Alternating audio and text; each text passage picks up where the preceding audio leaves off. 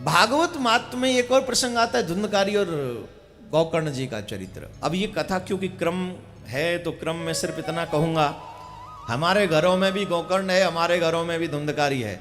Even घरों की चर्चा छोड़ दीजिए, हमारे खुद के अंदर दोनों ही बैठे हुए हैं।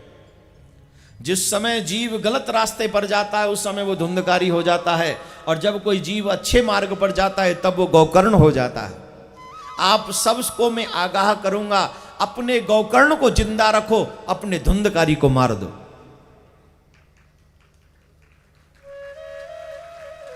और अगर धुंधकारी को मारना चाहते हो तो धुंधकारी को मारने के सबसे उत्तम अगर कोई स्थान है तो वो है भागवत का कथा पंडाल।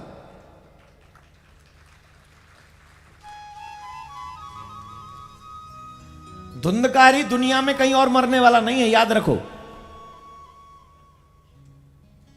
आप देखो, मूवी देख रहे आओ और आप सोचो मेरा धुंधकारी मर जाए, आई एम सॉरी टू से, 2-4 दिन तो डायलॉग बोलोगे जो वहां से बोल सीख के आए हो, सुन के आए हो। 2-4 दिन तो गाने गाओगे ही,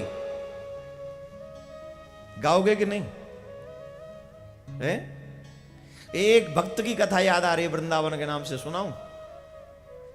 सुनाऊं नहीं तो मैं कौन सा घर में काम है, अब मुझे भी कौन सा घर में काम है, और हो भी काम काम काम कर करके जिंदगी बर्बाद हो रही है। अब काम नहीं, काम विजयी परमात्मा मोहन को प्राप्त करने की कामना जागृत करनी है। सुनाऊं एक बहुत प्यारा भजन, भजन नहीं मतलब एक कथा है। एक व्यक्ति वृंदावन में पहली बार गया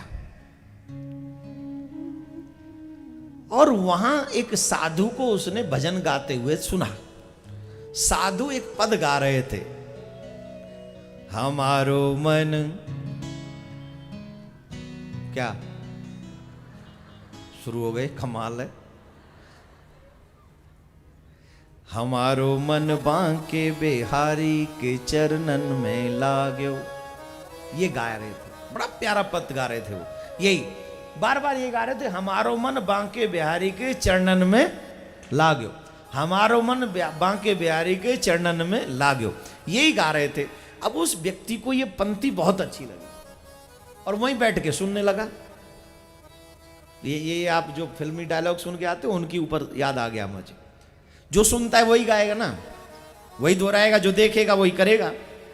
ये इंद्रियां हैं अपना एक दूसरे से जुड़ी हुई हैं, सुनोगे तो बोलोगे, देखोगे तो करोगे। तो अब वो बहुत अच्छा लगा, प्रणाम करके वहां से चला आया। अब वो अपने गांव आया तो थोड़ा सा टिकट लेने में, इधर उधर जाने में, पैदल चलने फिरने भूल गया वो, पर उसे धुन याद रही वो। अब गान महाराज जी तो गा रहे थे, हमारो मन बांके बिहारी के चरणन में लागो। अब उसे वो बात याद ना आए। अब ठाकुर को हम भुला नहीं सकते, धर्म को हम जीवन से भगा नहीं सकते, बच्चों का हम बुरा नहीं कर सकते, ये सब हम सबकी जिम्मेदारी है। आप सबसे भी मेरा निवेदन है कि जो लोग इस समय आस्था देख रहे हैं, कथा पूरी हो जाए तो आप YouTube चैनल पे चले जाइए। और यहाँ पर भी किस किस ने YouTube सब्सक्राइब किया हुआ है? क्या बात है, बहुत लोगों ने कर लिया भाई, वाह। YouTube चैनल बड़ा प्रोग्रेस कर रहा है। और देखो कुछ VIP लगे हैं, सिर्फ हीरो हीरोइन को ही लाइक करते हैं। आज तेरा भला हो जाए। आप सबसे मेरा आग्रह है, आप इसी वक्त यहां से जाने के बाद शाम को जब घर पहुंचे, जब माता बहन रसोई में भोजन बनाएं, तो आप सबसे मेरा एक आग्रह है, आप सब यही कथा YouTube चैनल पे जाके सुने, लाइक करें, शेयर करें और ज्यादा से ज्यादा इसको आगे बढ़ाएं। यही मेरी प्रार्थना है, क्योंकि ये कथा जितने लोगों तक जाएगी उतने लोगों का भला और कल्याण होगा।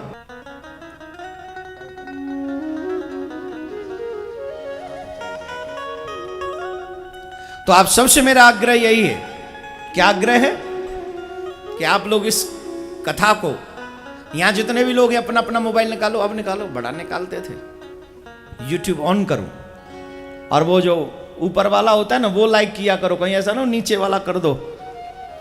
नीचे वाला कर दोगे तो गड़बड़ हो जाएगी। एक ऐसे है, एक ऐसे है, तो आप उस वाले को लाइक करें, आगे शेयर करें और ज्यादा से ज्यादा राधे राधे लिख दिया करें। और अभी भी आप ऑनलाइन देखिए, YouTube ऑन करिए और YouTube ऑन करके कथा ज्यादा ज्यादा लोगों को आप शेयर किया करिए, जिससे हमारे धर्म का प्रचार अधिक से। जरूरी नहीं कि ये कथाकार ही सिर्फ धर्म का प्रचार करेंगे, ये जरूरी नहीं है। कथाओं का प्रचार करने का काम हम सब का भी है, धर्म का प्रचार करने का काम हम सब का भी है। हम सबको भी धर्म का प्रचार ज्यादा से ज्यादा बड़ी संख्या में करना चाहिए। जितने लोगों तक हम धर्म का प्रचार पहुंचा दें, जितने लोगों तक हम अपने ठाकुर की कथा को पहुंचा दें, उतना ही मेरा और हम सब का बेड़ा पार होने वाला है। मेरे भाई बहन, हम सब का बेड़ा पार होने वाला है। क्या बोलना पड़ेगा? जोर से बोलना पड़ेगा।